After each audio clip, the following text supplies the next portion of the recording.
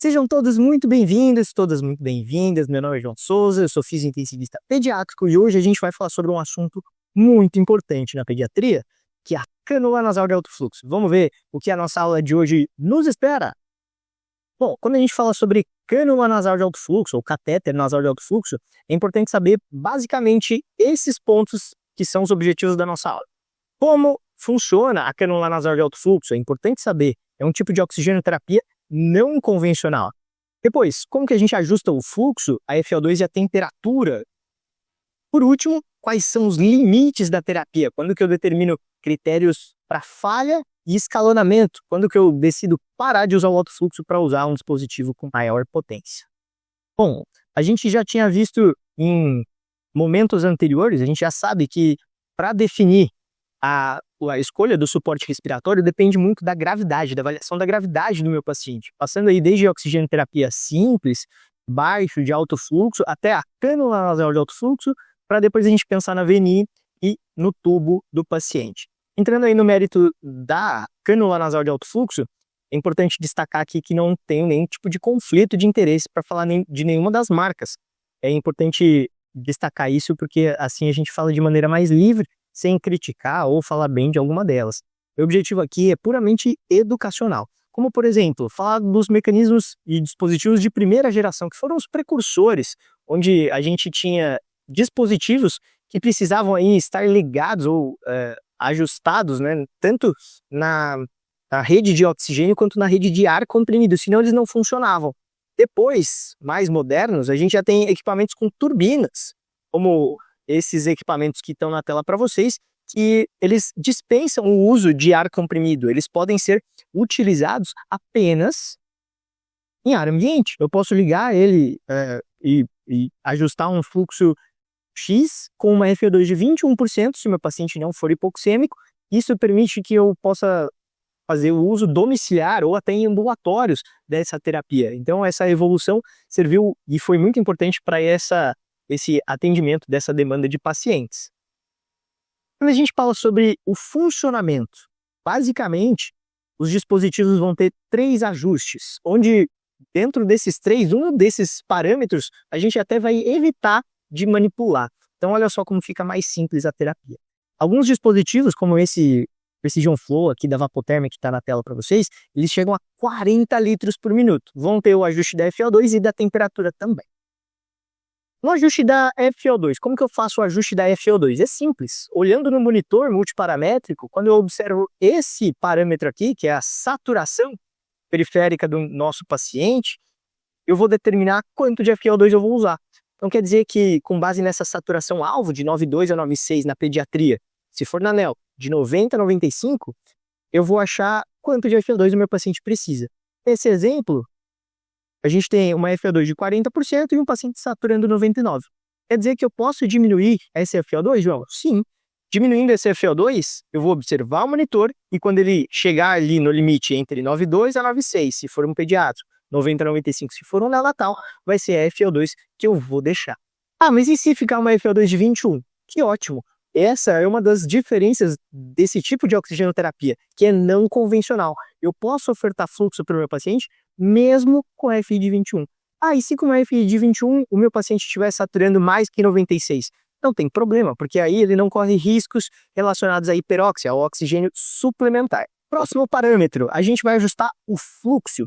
Diferente da FO2, que a gente olhava no monitor e olhava ali a saturação do nosso paciente, agora a gente vai olhar para um outro parâmetro, que é a frequência respiratória. A gente pode ou olhar no monitor ou direto para o nosso paciente, observando os sinais de desconforto respiratório. Isso porque quanto maior o fluxo entregue para o meu paciente, menor a resistência das vias aéreas e mais fácil é para respirar, ou seja, eu tenho uma diminuição do desconforto respiratório.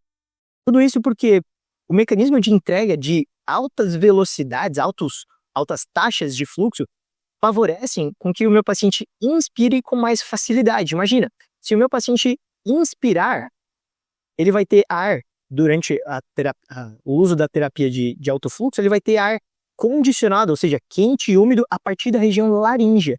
Então, ele não precisa mais vencer toda essa barreira de via aérea superior. É mais fácil, tem menos resistência, o paciente inspira com muito mais facilidade.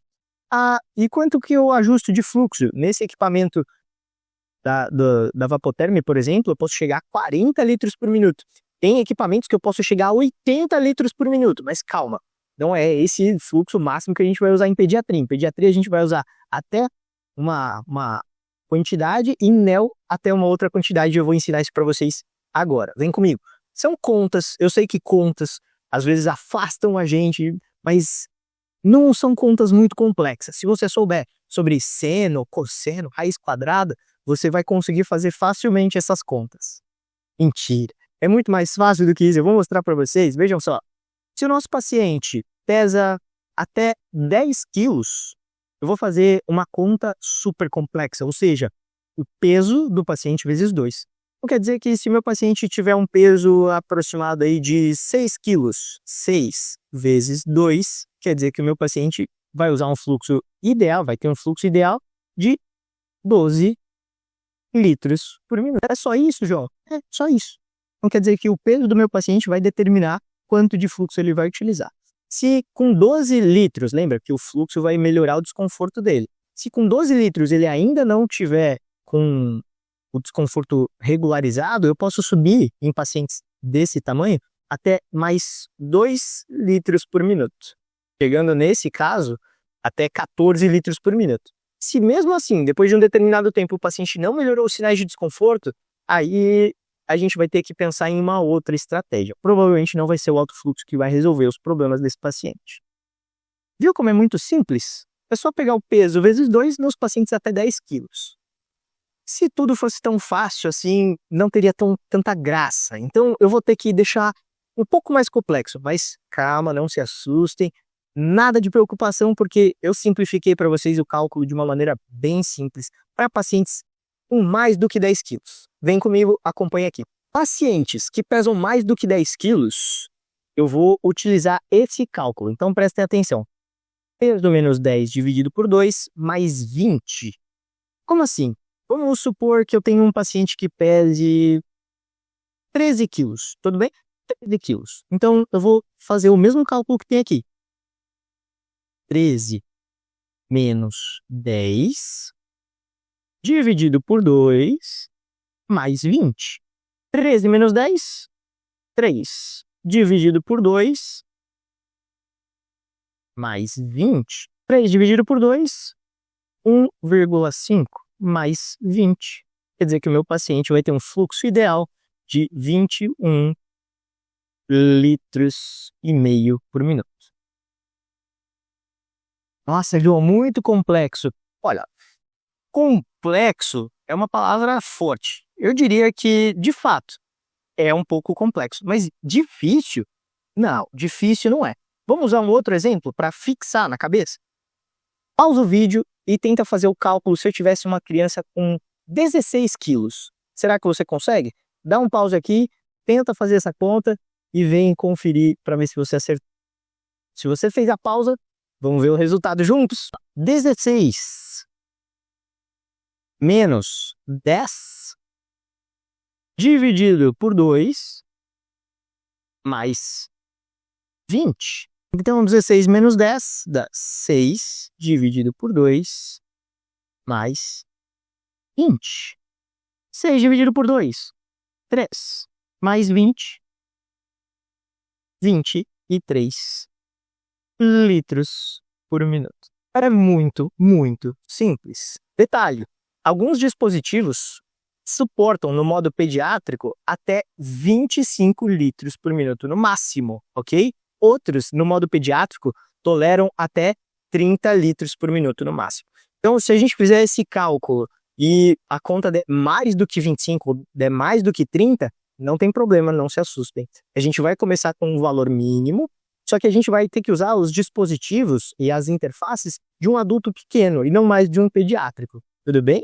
Então a gente vai usar um circuito específico, uma cânula específica, desde que essa cânula não obstrua mais do que 50% do diâmetro das narinas, que a gente consegue observar aqui, o diâmetro das narinas. Quando eu colocar o catéter, isso tem que ser levado em consideração. Se o meu paciente estiver usando uma sonda nasogástrica e eu colocar um catéter por cima, um dos lados vai obstruir mais do que 50%, e aí eu não posso. duas alternativas. Ou tira a sonda naso e passa oro, ou escolhe uma cânula um pouco menor para não obstruir mais do que 50%. Por quê? É um mecanismo de oxigenoterapia de fluxo contínuo. Meu paciente não tem por onde exalar esse ar se não for pelo nariz e pela boca. Eu tenho que ter vazamentos. Eu não posso obstruir muito, porque senão meu paciente não consegue soltar o ar. Diferente da VNI, que eu tenho ramo ins e ramo ex, aqui não. O fluxo é contínuo e inspiratório. Então, meu dispositivo precisa de vazamentos. Tudo bem? Passada a parte mais difícil, a fase mais complexa, a gente tem o ajuste da temperatura. Para que serve o ajuste da temperatura? A temperatura tem papel importante na tolerância da terapia. Não só na tolerância, como vai fazer o meu paciente tolerar fluxos acima de 5 litros por minuto, que é o do catéter convencional. Como o meu paciente vai tolerar isso? Graças ao aquecimento e à umidificação da terapia. Não só com relação à tolerância, como eu estava dizendo, mas também com relação à função das vias aéreas. Quando eu falo função, eu estou falando sobre a capacidade de eliminação do muco. Então, vejam nesse vídeo de microscopia eletrônica como que funciona em condições diferentes. Do lado direito, a gente tem aqui o ar seco e frio depois de 15 minutos. A gente consegue ver o batimento mucociliar e alguns plugs de secreção se formando. Já do lado esquerdo, o muco consegue ser carreado muito mais facilmente na via aérea pérvia. Vejam que depois de 15 minutos já tem complicações, mas isso piora ainda mais depois de mais ou menos uma hora. Eu tenho completo ressecamento do epitélio pulmonar, ou seja, o meu paciente vai começar a acumular muco, porque ele não consegue mais ter a função da eliminação convencional.